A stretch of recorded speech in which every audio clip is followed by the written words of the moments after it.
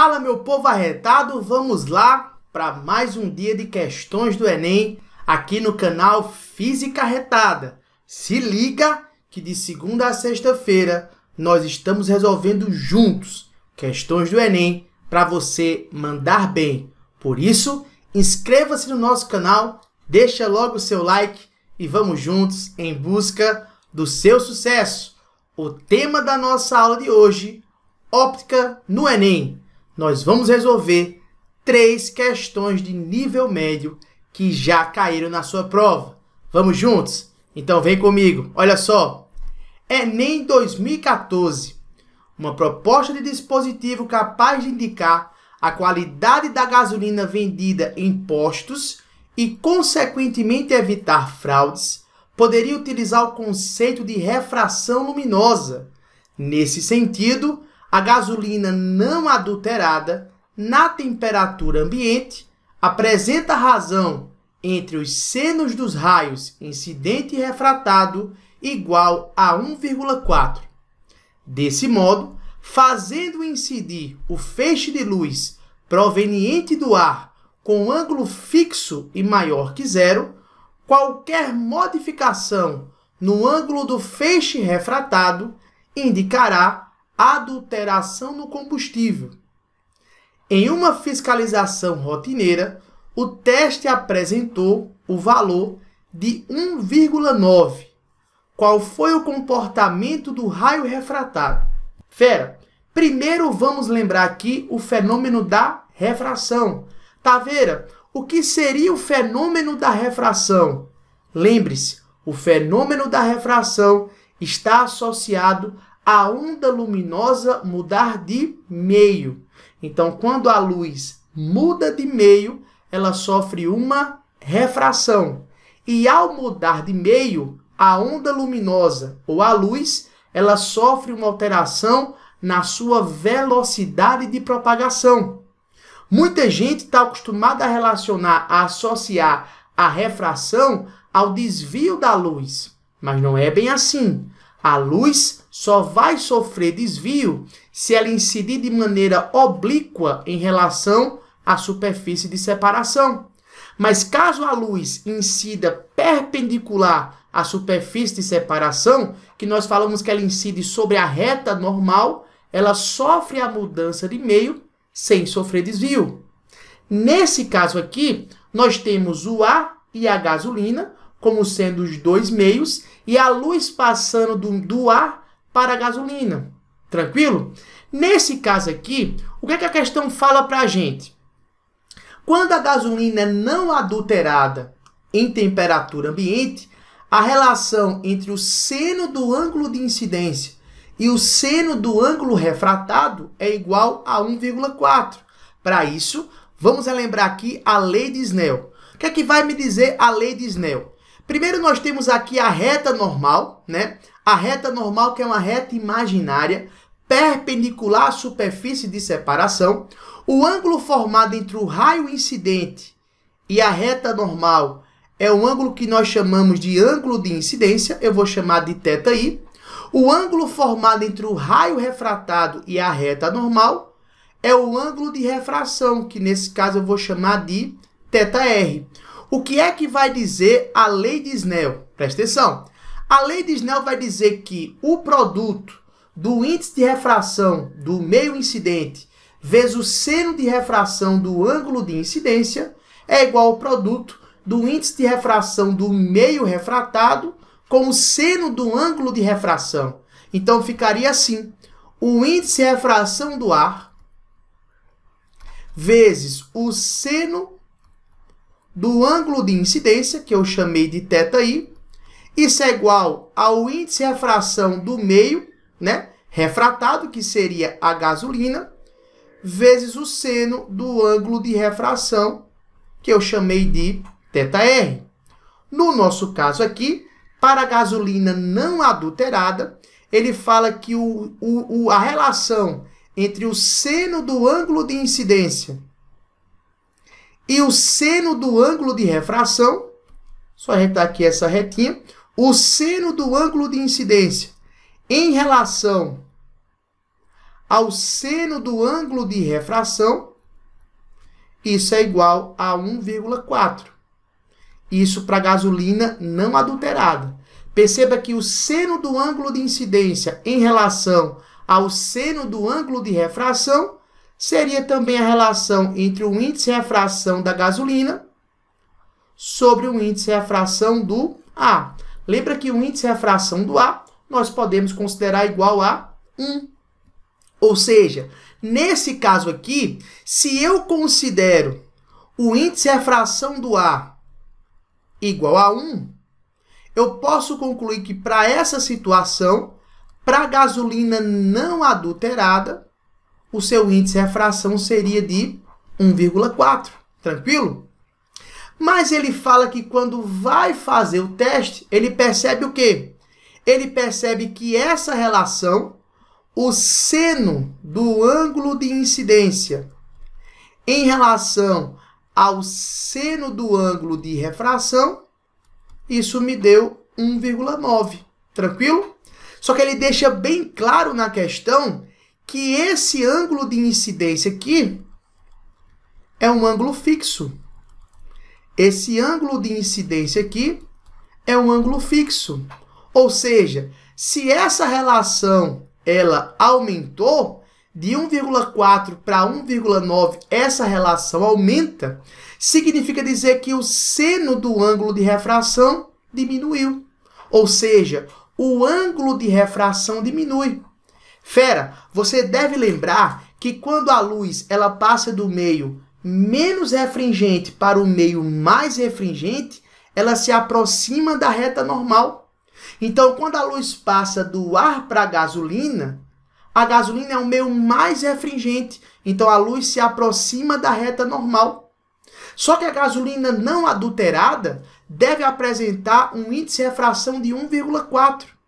Nesse caso aqui, a gasolina está apresentando um índice de refração igual a 1,9. Já que o índice de refração do ar é igual a quanto?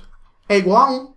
Ou seja, a luz agora está passando de um meio menos refringente para um meio mais refringente que o caso anterior. Ou seja, o índice de refração da gasolina aumentou. E se o índice de refração da gasolina aumentou, significa dizer que a luz se aproximou ainda mais da reta normal. E aí, se você volta lá para a nossa questão, a alternativa correta aqui seria a alternativa E. O comportamento do raio refratado foi se aproximar da reta normal, a superfície de separação. Letra E, de eu tenho certeza que você vai arrebentar na prova do Enem. Já se inscreve no nosso canal e deixa o seu like e vamos para a nossa segunda questão. Olha só. A fotografia feita sob luz polarizada é usada por dermatologistas para diagnósticos. Isso permite ver detalhes da superfície da pele que não são visíveis com reflexo da luz branca comum. Para se obter luz polarizada, pode-se utilizar a luz transmitida por um polaroide ou a luz refletida por uma superfície na condição de Brewster, como mostra a figura.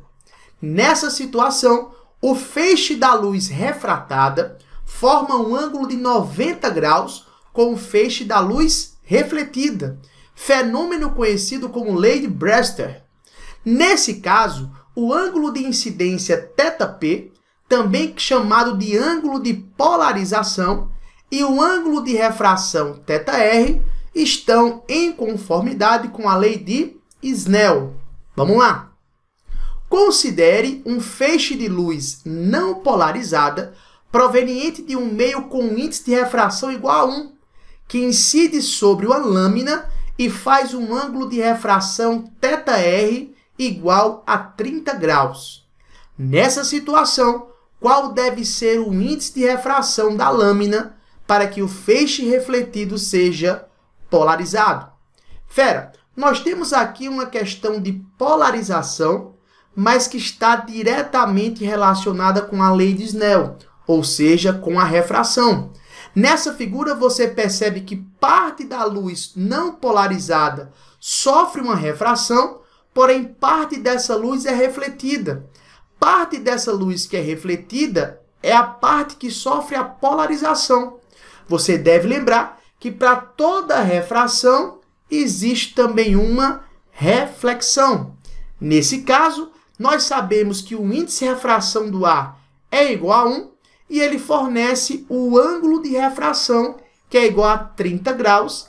A pergunta da nossa questão quer saber exatamente o índice de refração da lâmina. Vamos lá? Mais uma vez, nós vamos utilizar a lei de Snell. Lembrando aqui da lei de Snell, o que é que vai dizer a lei de Snell? O índice de refração do meio incidente, que seria o A, vezes o seno do ângulo de incidência, que a nossa questão chamou de θp, isso é igual ao índice de refração do meio refratado, que seria a lâmina, vezes o seno do ângulo de refração, que a nossa questão chamou de θr. Fera, o índice de refração do ar nós já conhecemos. O índice de refração do ar é igual a 1. O seno do ângulo de incidência, que seria o θp, nós vamos descobrir agora. Presta bem atenção. A questão falou que o ângulo de refração, esse ângulo aqui, ele corresponde a 30 graus. Tranquilo? Mas o ângulo formado entre o raio refletido e o raio refratado é de 90 graus. Beleza? Saindo aqui da reta normal e retornando aqui para a reta normal, nós precisamos de um ângulo de 180 graus. Nós já temos 30 graus do ângulo de refração, mais 90 graus, formado entre o raio refletido e o raio refratado. Isso me dá 120 graus. Para 180 graus, está faltando quanto?